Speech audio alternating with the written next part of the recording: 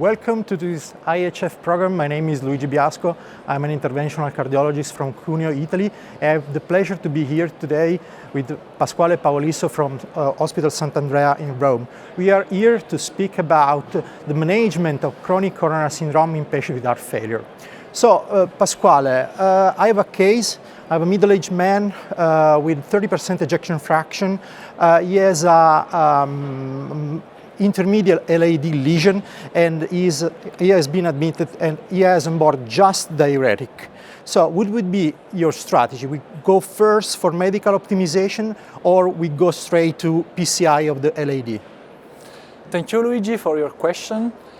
Now we know that the first things to do in this patient is to optimize medical therapy, and we have accumulated in this year a lot of evidence about the 4 pillars that we need to improve in these patients to stabilize it, and we already know that we are improving his prognosis. So first step is to put on board the 4 pillars and to improve his medical therapy. So would you go in this patient after optimization of medical therapy for a research of viability, and in that case, which tool would you use to research for viability? For sure, the next step is to assess viability in this patient. We know that nowadays we have multimodality imaging that allowed us to reach this point.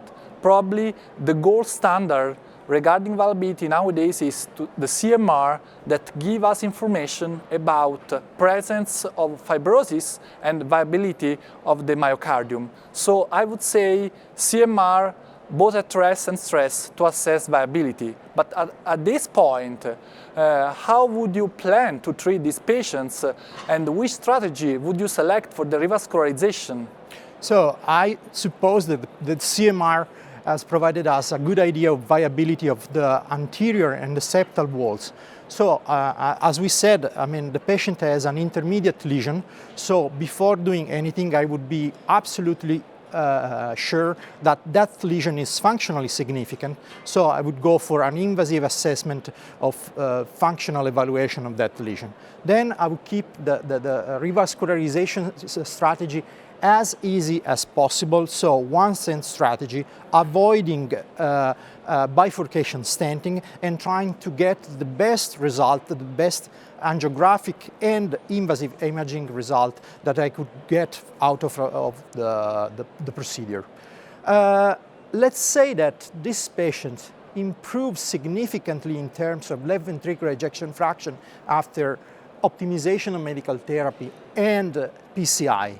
How would you follow up that patient, and what would you do if the left ventricular ejection fraction would increase up to 45% of follow-up? Would you maintain the same therapy? Would you change something?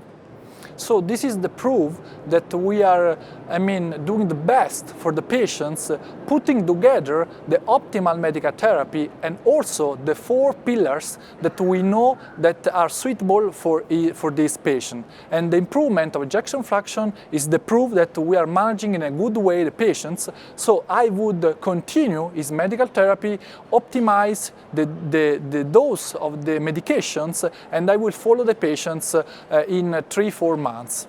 So if I can sum up our chat, Pasquale, so probably the first step is optimization of medical therapy, search for viability in this class of patient, optimization of PCI strategy, and follow up the patient. Those are the 4 key messages that we can provide to our colleagues. So thanks for being here, Pasquale, and it has been a pleasure to chat with you today. My pleasure.